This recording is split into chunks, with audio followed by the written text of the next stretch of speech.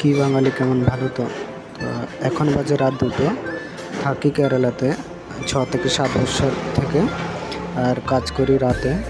তো 6-7 বছর থেকে যা বুঝতে পারলাম কেরালার অবস্থা তেমন আর ভালো নেই। কেন?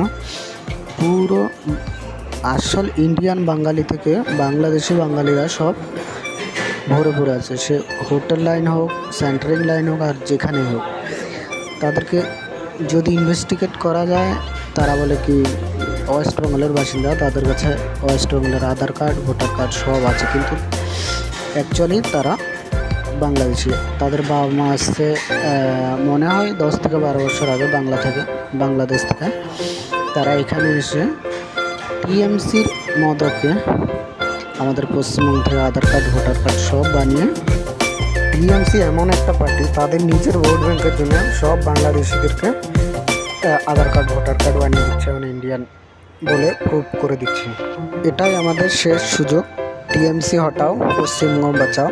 বিজেপিকে আমাদের রাজ্যে সবাই মিলে একসাথে নিয়ে আসতে হবে। ওকে,